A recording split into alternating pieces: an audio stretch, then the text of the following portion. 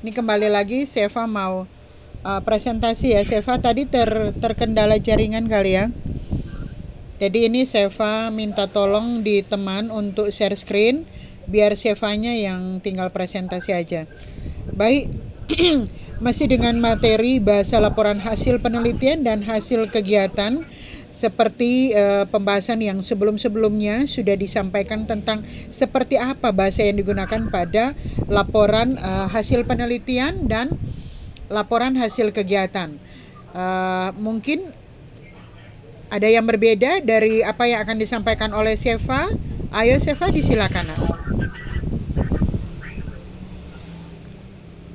Silakan Seva. Baik, terima kasih atas kesempatan yang diberikan.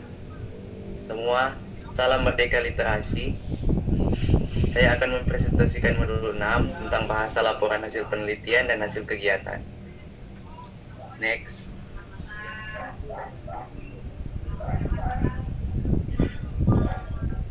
Ayo next.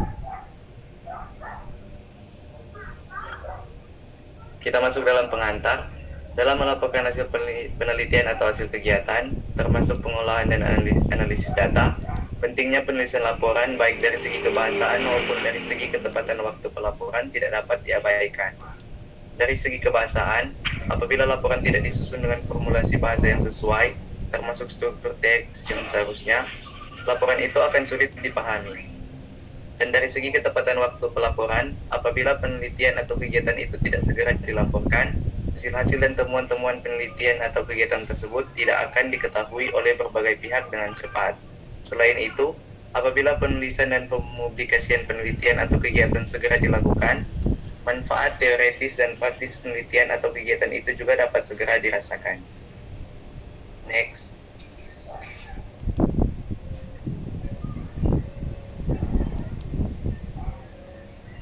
Sekarang kita masuk dalam model teks laporan. Yang pertama adalah abstrak. Pada laporan penelitian, abstrak adalah genre mikro yang berisi ringkasan seluruh penelitian yang dilaporkan.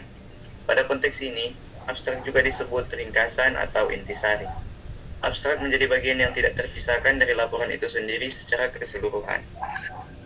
Sebagai ringkasan, abstrak berfungsi secara sosial untuk menjelaskan keseluruhan isi penelitian yang meliputi 1.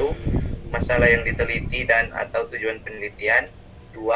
Metodologi penelitian. 3. Temuan yang dihasilkan dan pembahasan. Serta yang keempat, simpulan, implikasi, dan atau saran.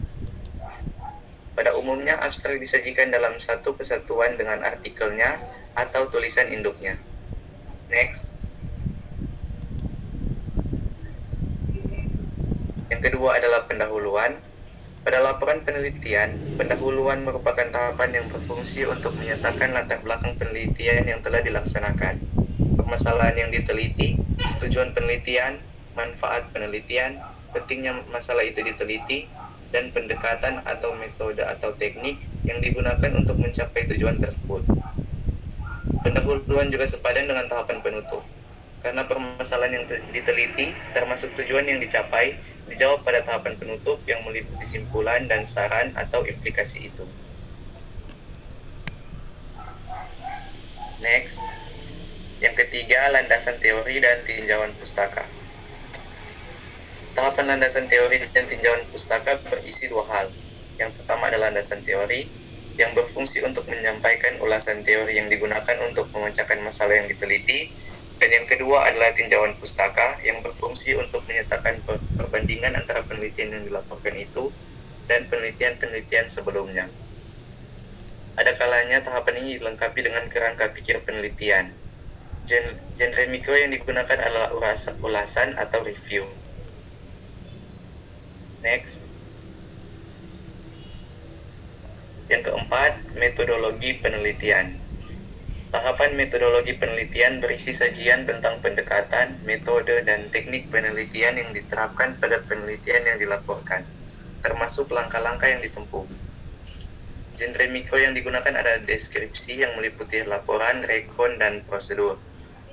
Formulasi bahasa pada tahapan metodologi penelitian ditunjukkan bahwa penelitian itu sudah dikerjakan di waktu lampau, sehingga nuansa keakanan yang ditandai oleh penggunaan akan diubah menjadi nuansa kelampauan yang ditandai oleh penggunaan telah atau sudah.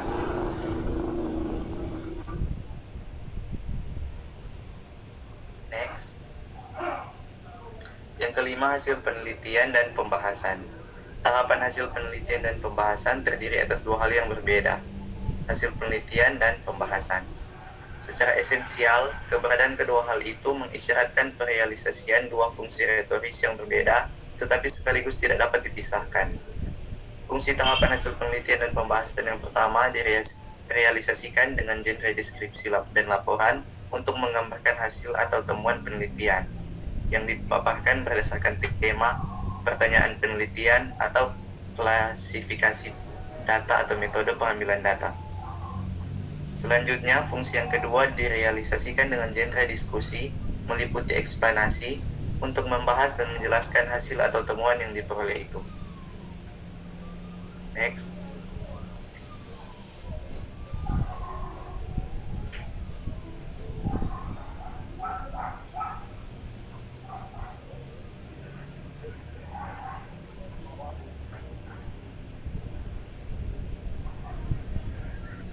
Pilihan kata pada subtahapan hasil penelitian bisa dilihat untuk mempersingkat waktu. Next.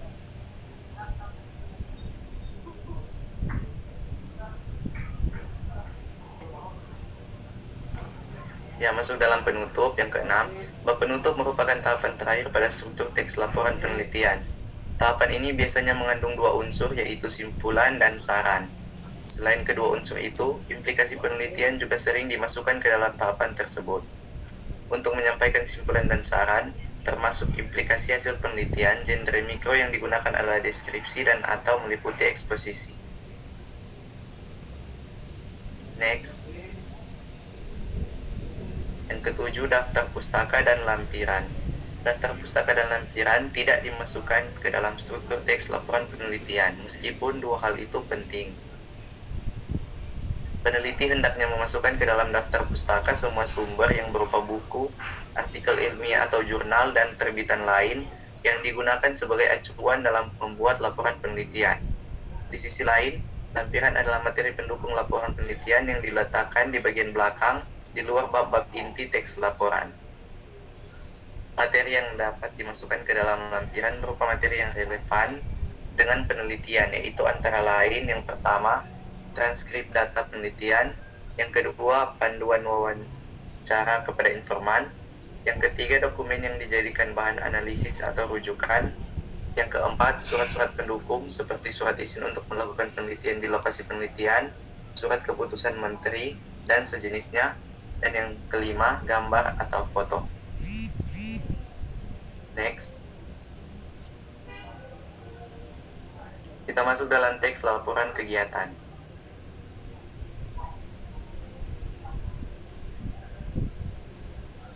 Yang pertama adalah ringkasan. Ringkasan laporan kegiatan mengandung unsur-unsur yang pertama, tujuan kegiatan, yang kedua, deskripsi kegiatan, yang ketiga, pelaksanaan kegiatan, serta yang keempat, saran. Genre yang digunakan untuk mengungkapkan ringkasan adalah deskripsi. Formulasi bahasa ringkasan laporan kegiatan dapat diidentifikasi dari konstruksi kalimat yang mengandung penanda-penanda yang menunjukkan keberadaan unsur-unsur di atas. Next. Yang kedua, pendahuluan. Tahapan pendahuluan pada laporan kegiatan berfungsi untuk menyampaikan latar belakang kegiatan yang telah dilaksanakan, gambaran tentang jenis dan bentuk kegiatan, tujuan, manfaat, serta strategi yang digunakan untuk melaksanakan kegiatan tersebut. Genre yang digunakan berupa deskripsi dan atau meliputi eksposisi. Deskripsi digunakan untuk memaparkan jenis dan bentuk kegiatan itu sendiri beserta tujuan, manfaat, dan strategi yang diterapkan. Next. Yang ketiga, deskripsi kegiatan. Tahapan deskripsi kegiatan berisi paparan tentang nama kegiatan, lokasi kegiatan, waktu kegiatan, dan pelaksana kegiatan. Nama kegiatan yaitu kegiatan yang dilaksanakan itu sendiri, waktu kegiatan yaitu rentang waktu dilaksanakannya kegiatan itu, adapun pelaksana kegiatan yaitu orang-orang yang terlibat dalam kegiatan itu. Untuk memaparkan semua itu, genre mikro yang digunakan yaitu deskripsi.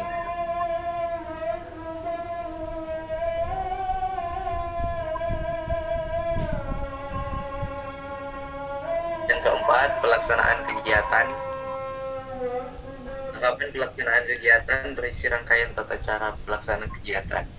Tahapan ini berfungsi untuk menguraikan kegiatan yang dilakukan, strategi yang digunakan untuk melaksanakan kegiatan, kendala yang dihadapi, dan langkah-langkah yang ditempuh dalam mengatasi kendala tersebut. Untuk mencapai itu semua, genre mikro yang digunakan adalah deskripsi dan atau meliputi rekon dan proses.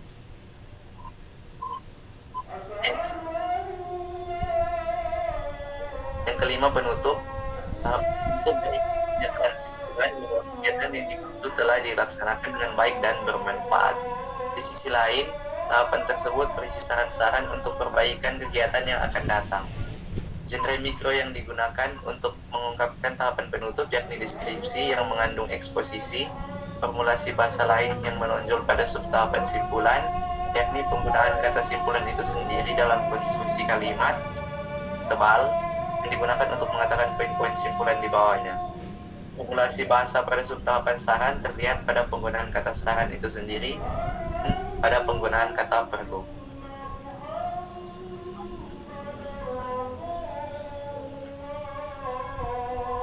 Yang keenam, daftar pustaka dan lampiran. Daftar pustaka dan lampiran juga tidak dimasukkan ke dalam struktur teks laporan kegiatan.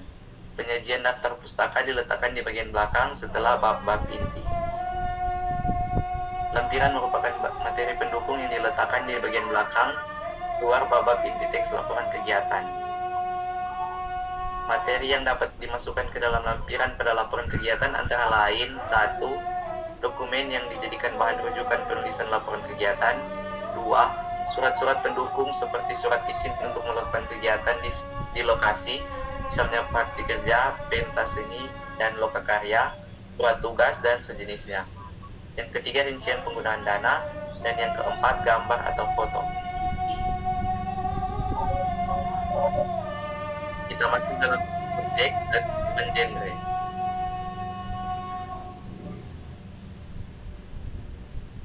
Yang pertama, laporan penelitian. Menulis laporan penelitian merupakan rangkaian kegiatan setelah penelitian dijalankan berdasarkan proposal yang telah didesain sebelumnya. Laporan penelitian mengandung unsur-unsur yang saling terkait. Laporan penelitian yang lengkap menurut Beltridge dan Sterfield pada 2007 mengandung unsur-unsur sebagai berikut. Yang pertama, halaman judul. Yang kedua, halaman pengesahan pembimbing untuk skripsi, tesis, dan disertasi. Yang ketiga, kata pengantar. Halaman deklarasi atau pernyataan bahwa isi penelitian itu orisinal. Yang keempat, daftar isi. Yang kelima, daftar tabel dan daftar gambar. Yang keenam, abstrak. Yang ketujuh, bab 1 pendahuluan. Yang kedelapan, bab 2 landasan teori dan tinjauan pustaka. Yang kesembilan, bab 3 metodologi penelitian. Yang ke-10, bab 4 hasil penelitian dan pembahasan. Yang ke-11, bab 5 penutup, simpulan, saran, dan implikasi. Yang ke-12, daftar pustaka, dan yang terakhir ke-13, lampiran.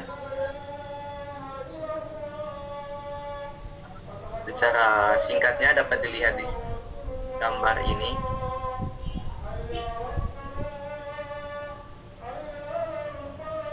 Teks. Untuk struktur teks dan genre mikro pada laporan penelitian. Next.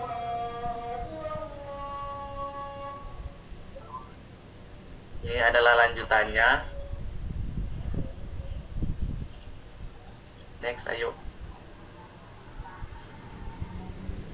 Yang kedua, laporan kegiatan. Laporan kegiatan merupakan paparan hasil pelaksanaan kegiatan yang dibuat berdasarkan proposal yang telah dirancang sebelumnya. Laporan kegiatan mengandung unsur-unsur inti yang saling terkait, yaitu ringkasan, pendahuluan, deskripsi kegiatan, pelaksanaan kegiatan, dan penutup. Unsur-unsur lain yang ada meliputi halaman judul, halaman pengesahan, kata pengantar, daftar isi, daftar tabel, daftar gambar, daftar pustaka, dan lampiran. Unsur-unsur inti dapat dirangkum ke dalam struktur teks laporan kegiatan dengan urutan, ringkasan, pendahuluan, deskripsi kegiatan, pelaksanaan kegiatan, dan penutup. Next. Untuk struktur teks dan genre mikropel laporan kegiatan, singkatnya dapat dilihat pada tabel ini.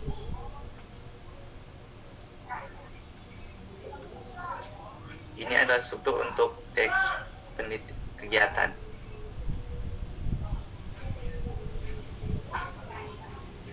Terima kasih, mohon maaf jika ada kesalahan, kekurangan dalam materi dan kata-kata. Salam merdeka literasi. Ya, terima kasih Seva. Lumayan toh. Ya syukur meskipun kita sedikit-sedikit terkendala jaringan. Sama-sama, Mem. Iya. Meskipun kita sedikit-sedikit terkendala jaringan, tapi setidaknya kita sudah bisa presentasi ya. Karena kalau tidak akan tertunda, terus kapan kalian bisa presentasi lagi. Bu Ajo yang sudah boleh Ayu, terima kasih ya Ayu, udah jadi operator juga. Jadi kita banyak operator di sini. Setidaknya kita juga saling membantu agar teman yang lain bisa presentasi. Karena di beberapa tempat jaringannya ini tidak bagus. Memperhatikan ini semua tidak pakai tidak aktifkan kamera karena jaringan atau apa ya. Boleh aktifkan kameranya? Silakan. Ya. Oh ya gitu ya. Terus yang lainnya gimana? Boleh aktifkan kameranya nak? Iya. Silakan yang lainnya boleh. Jos, Regina, Murniati, Joy, Sinta, Keisha, Tompo, Alfreds, Altrika, Wulandari, Asbina, Seva, Dinda, Christina, Family,